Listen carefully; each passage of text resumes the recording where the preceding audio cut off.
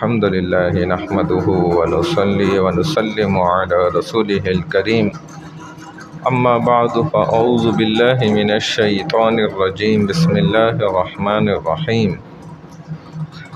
چونکہ اب قربانی کا سلسلہ بھی قریب ہے، لہذا قربانی کے خاص واقعے کا بیان کیا جائے گا روزانہ تھوڑا تھوڑا۔ تو سب سے پہلے حضرت ابراہیم علیہ السلام کا تھوڑا سا تعارف سمجھ لیں کہ حضرت ابراہیم علیہ السلام وہ اللہ کے نبی ہیں، پیغمبر ہیں، جو بڑی قربانیاں دینے والے ہیں، بتوں کا انکار کرنے والے، اکیلے علی الاعلان اپنے ہی رشتہ داروں کے مخالف کھڑے ہونے والے، پھر ان بتوں کو جو ہے توڑنے والے اور ایمان کی دعوت دینے والے، خود اللہ کو پہچاننے والے، اللہ کو پہچان کے لیے جو ہے مختلف دلائل کو تلاش کرنے والے۔ یہ محبت کا ایک سلسلہ یہاں سے شروع ہوتا ہے، چنانچہ پھر قوم ان کو اٹھا کر آگ میں پھینکتی ہے۔ وہاں بھی ایسی مضبوطی ایمان کا مظاہرہ ہے کہ فرشتے آ رہے ہیں اور پوچھ رہے ہیں کہ آپ بس حکم کریں، لیکن حکم نہیں کر رہے بلکہ اللہ کے اوپر چھوڑ لیں۔ براہ راست اللہ جو ہے حکم دے رہے ہیں آگ کو کہ کونوا بردا و سلاما، میرے ابراہیم کے لیے ٹھنڈی ہو جاؤ، معتدل والی۔ آگ میں پھینکا گیا، آپ وہاں سے بھی 40 دن کا عرصہ گزارا۔ پھر ابراہیم علیہ السلام آگے بڑھے ہیں تو پھر کہتے ہیں 84 سال کی عمر میں جا کر ان کو اولاد ملی ہے، حضرت اسماعیل۔ اور اندازہ لگائیں تو اس عرصے میں، اس زمانے کے اندر عام طور پہ 20، 22، 25 بہت زیادہ یہ عمر ہوتی تھی، شادی ہو جاتی تھی۔ تو اندازہ کریں کہ ایک نبی نے کتنے عرصے تک اپنے رب سے دعا فرمائی ہے، کیسی تڑپ ہے، اور اتنی محنت کے بعد جا کر جو اولاد ملی ہے، حاصل ہوئی ہے، تو اس کی کیا قدر و قیمت دل کے اندر ہوگی۔ پھر اللہ کا حکم ہوا تو 1500 کلومیٹر دور کا یہ راستہ ہے جدھر اللہ نے نشاندہی کروائی حضرت جبرائیل علیہ السلام کے ذریعے کہ اس جگہ پر جائیں۔ وہاں پر لے کر پہنچے ہیں، اور جو ان کی اہلیہ ہیں، 2 بیویاں تھیں، جو یہ ہیں حضرت ہاجرہ جو ہیں، تو یہ بھی مصر کی بادشاہ کی بیٹی ہیں، ملکہ ہیں گویا۔ ان کو جو ہے، اور عمر بھی ایسی جوانی والی، اب ان کو ادھر چھوڑا ہے، آپ اندازہ کریں، اور یہ ننھا بچہ ہے ان کو بھی ساتھ۔ اور جب اونٹنی پر واپس جا رہے ہیں تو ان کی اہلیہ نے پھر بار بار یہی سوال ہے۔ آپ جانتے ہیں کہ بالکل ایسا مقام ہے، ایسی جگہ ہے کہ جدھر کوئی سائے کی جگہ موجود نہیں، پہاڑی علاقہ ہے اور چٹیل میدان ہے، کوئی آسرا نہیں ہے کھانے پینے۔ کہتے ہیں تقریباً 2.5 سے 3 دن کا خوراک ہے جو ان کو دے کر گئے، وہی چند کھجوریں ہیں، اس کے اندر تھوڑا بہت جو ہے یہی کھانے پینے کا، پانی کا سامان بس۔ اور یہ وقت انہوں نے جب یہ اونٹنی پر حضرت ابراہیم علیہ السلام واپس مڑے ہیں نا، تو ان کا سوال یہی تھا کہ آپ مقصد یہاں کیوں ہمیں چھوڑ کے جا رہے ہیں۔ کافی دیر آگے چلنے کے بعد جو ہے نا ذہن میں آیا کہ ہو سکتا ہے بھئی اللہ کے نبی ہیں، اوپر سے آرڈر آیا ہو، حکم آیا ہو۔ تو خود ہی یہ کہا کہ کیا اللہ کا یہ حکم ہے، تو بس سر ہلا دیا، کیونکہ کہنے جواب دینے کا کوئی جو ہے منع تھا، سر ہلا دیا کہ ہاں بھئی اللہ کا حکم۔ کہتے ہیں ایسی جب چلے گئے تو اب رات جب اندھیری ہونے لگی، اب ہاجرہ پریشان ہے، یہ قربانیوں پہ قربانیاں دی گئی ہیں،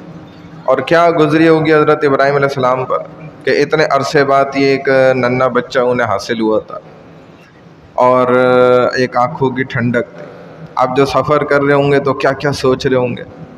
کہ اللہ نے پھر قربانی دے دی۔ اور علماء فرماتے ہیں کہ کوئی نبی ایسے نہیں گزرے کہ جس کی نسل کو اللہ نے ذبح کروایا ہو۔ یہ خاص ہمارے نبی پاک صلی اللہ علیہ وسلم ہیں کہ جن کی نسل کو اللہ نے ذبح تک کروایا، ایسی بڑی قربانی۔ کیونکہ علماء فرماتے ہیں کہ جتنی آپ نے گہری جو ہے نا پھر کھدائی کرتے ہیں کہ جتنی اونچی آپ نے بلڈنگ کھڑی کرنی ہے۔ اگر ایک کمرہ کھڑا کرنا ہے تو کہتے ہیں بھائی 4-6 فٹ بھی کافی ہے، اور ایک برج خلیفہ کھڑا کرنا ہے تو پھر تو جو ہے نا 4 میل بھی کم ہے، اتنی زیادہ گہرائی ہوگی پھر۔ تو ایسے ہی جس نبی کو اللہ نے اتنی اونچائیاں عطا فرمانی تھی نا،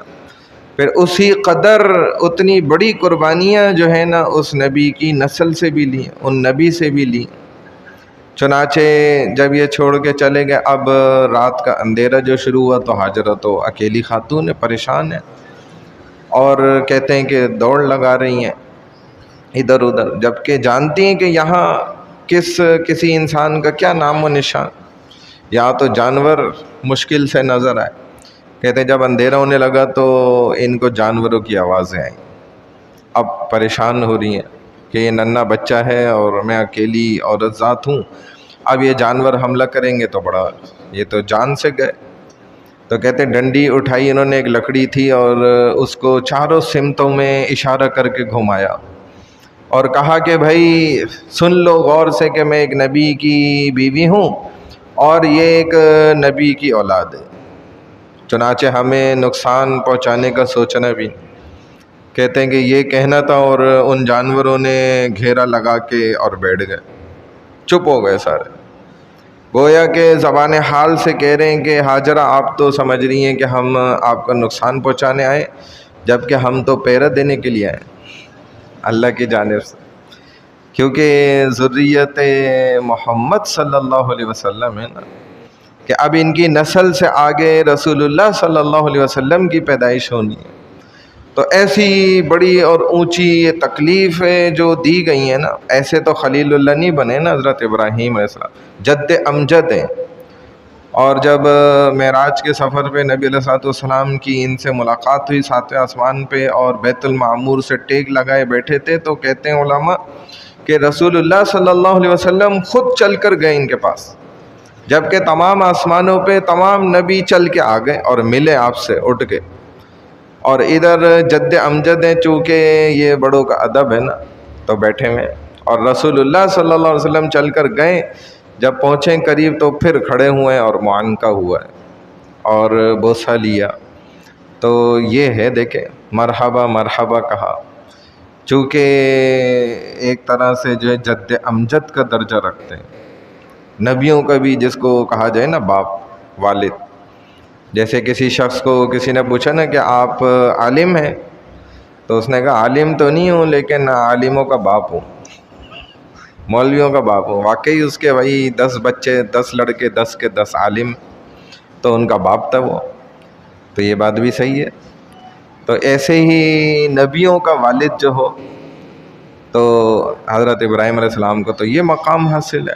لیکن قربانیاں بھی پھر اس قدر ہی بڑی بڑی قربانیاں دی ہیں۔ پھر اس سے آگے جو واقعہ ہے کہ اللہ سبحانہ و تعالیٰ نے پھر حکم فرمایا کہ اب ان کی قربانی کا بھی وقت ہے۔ حضرت ہاجرہ جو ہے وہ صفا مروہ پہاڑی کے درمیان دوڑ لگائی، کہتے ہیں جب نچائی والی جگہ آ گئی، اب بچے پہ بھی نظر رکھی ہوئی تھی، وہ نظر نہیں آنے لگا تو دوڑی ایک دم تیز، اور اسی دوڑ کو بھی اللہ سبحانہ و تعالیٰ نے عبادت کا جو ہے نا عمل بنا دیا۔ اب کوئی اس جگہ پہ اگر دوڑ نہیں لگائے گا تو پھر اسے جو ہے نا اس کے جو غلطی کری ہے تو اب اس کا خمیازہ بھگتنا پڑے گا، اب اس کے بدلے جو ہے دم ادا کرے اور اس میں جو ہے نا ایک بکرا ذبح کرے۔ دیکھیں حالانکہ حضرت ہاجرہ نے تو دوڑ لگائی تھی ایک بچے کی خاطر، لیکن اللہ کو یہ ادائیں پھر ایسی پسند آئی ہیں کہ اللہ سبحانہ و تعالیٰ نے ان کو عبادات اور اعمال بنا دیا پوری امت کے لیے قیامت تک کے واسطے۔ تو انشاءاللہ یہیں سے بات کو کل شروع کریں گے، اور آگے جو ہے حضرت اسماعیل علیہ السلام کی جو قربانی دی حضرت ابراہیم علیہ السلام نے، اس کو انشاءاللہ ذکر کریں گے۔ سبحان اللہ و بحمدہ، سبحانک اللہم و بحمدک، نشہد ان لا الہ إلا أنت نستغفرك ونتوب إليك نستغفرك ونتوب إليك نستغفرك ونتوب إليك برحمتك يا أرحم الراحمين.